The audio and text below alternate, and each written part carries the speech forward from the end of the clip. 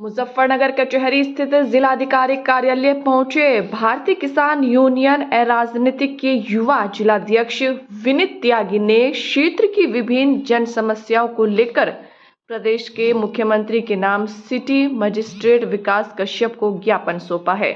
उन्होंने प्राइवेट स्कूलों, आवारा पशुओं, शुगर मिलों और औद्योगिक विकास से जुड़े कई गंभीर मुद्दों पर आवाज उठाई है। विनीत त्यागी ने आरोप लगाया है कि जिले में प्राइवेट स्कूल मनमानी फीस वसूल रहे हैं। उन्होंने बताया है कि एक बार बिल्डिंग चार्ज लेने के बावजूद स्कूल हर साल दोबारा बिल्डिंग चार्ज वसूलते हैं। इसके अलावा उन्होंने शहर में बने काऊ सेंचुरी के बावजूद आवारा पशुओं की बढ़ती समस्या पर चिंता जताई है। उन्होंने बताया है कि सड़कों पर घूमते आवारा पशु न केवल आम जन के लिए परेशानी का कारण बन रहे हैं, बल्कि कई बार दुर्घटनाओं का भी कारण बन रहे हैं।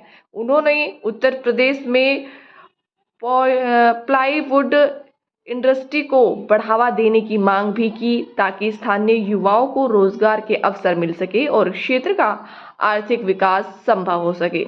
ज्ञापन के माध्यम से उन्होंने इन सभी समस्याओं का शीघ्र समाधान किए जाने की मांग की है, ताकि आमजन को राहत मिल सके और क्षेत्र में संतुलित विकास हो सके।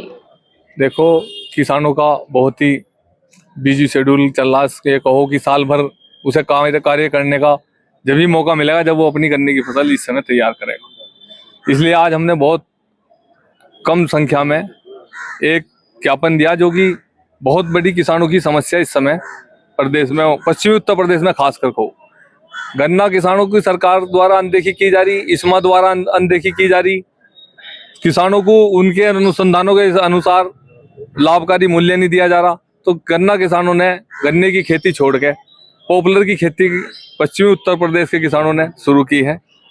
इसमें हमें सबसे बड़ी समस्या ये आ रही है कि हमें इसे बेचने के लिए हरियाणा जाना पड़ रहा।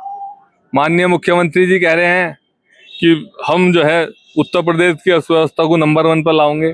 जब यहाँ का किसान इतनी बड़ी मात्रा में पॉपुलर तैयार करेगा और उसे बेचने के लिए दूसरे प्रदेश में जाएगा, तो कहाँ से अर्थव्यवस्था मजबूत हो जाएगी। प्रदेश की अर्थव्यवस्था भी मजबूत हो, किसानों की अर्थव्यवस्था भी मजबूत हो, प्रदेश विकास के मार्ग पर अग्रसर हो, तो प्लाईवुड उद्योग पश्चिमी उत्तर प्रदेश में स्थापित हो।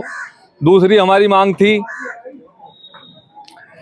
बिजली के। उसमें जब मुख्यमंत्री जी ने 10 घंटे निर्बाध बिजली का वादा किसानों से किया था और आज उसे 2 टुकड़ों में दिया जा रहा, तो किसानों की सिंचाई बिल्कुल नहीं हो पा रही।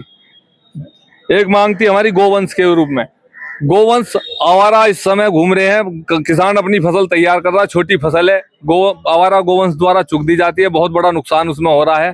तो इतनी सारी छोटी गौशालाएं होने के बावजूद, मुजफ्फरनगर में एक काऊ सेंचुरी खुलने के बावजूद आवारा पशुओं से किसानों को निजात नहीं मिल पा रहा, तो इससे बड़ी समस्या नहीं हो सकती। हमने इस बात पे तो डीएम साहब से ही वार्ता होगी, 2 दिन बाद का समय दिया है सिटी मजिस्ट्रेट साहब ने, और उन्होंने कहा, इस बात से अवगत कराया कि इन सभी गौशालाओं की, गांव-गांव में जो गौशालाएं खुली हुई हैं, इनकी जांच हो।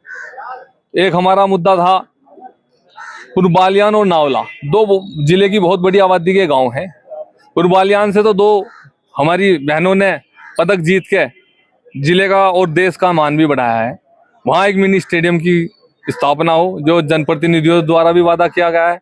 गांव नावला में 40 बीघे जमीन जूनियर हाई स्कूल नावला के पास है, और वहां पर 3 प्राइमरी स्कूल चलते हैं, 2 जूनियर हाई स्कूल चलते हैं। हमारी मांग है कि सबको कंबाइंड करके एक महाविद्यालय खुले और एक मिनी स्पोर्ट स्टेडियम की स्थापना वहां 40 बीघे जमीन में की जाए। एक स्वास्थ्य विभाग का था, आज अवैध रूप से तुम्हारी लैब, अवैध रूप से बिना लाइसेंस के डॉक्टर डॉक्टरी कर रहे हैं, आदमी की उससे खिलवाड़ की जा रही है। एक हमारा स्कूलों के ऊपर था, स्कूलों में हर साल जो है तुम्हारी बिल्डिंग चार्ज, हर साल नए कोर्स, ड्रेस, इस प्रकार उसका अभिभावकों का शोषण किया जा रहा है कि वे शिक्षा के मंदिर ना होके एक तरह लूट के अड्डे बन गए हैं। जब हम ट्यूशन फीस मनमाफी स्कूलों की दे रहे हैं, तो हर साल हमसे बिल्डिंग चार्ज क्यों लिया जा रहा। तो इन्हीं सब मुद्दों 8 सूत्रीय मांग पत्र पे हमारी आज सिटी मजिस्ट्रेट साहब से बात हुई। 2 पे उन्होंने हमसे वादा किया कि बीएसए से मैं ही मीटिंग करके आपके इनके समाधान की कोशिश करूंगा।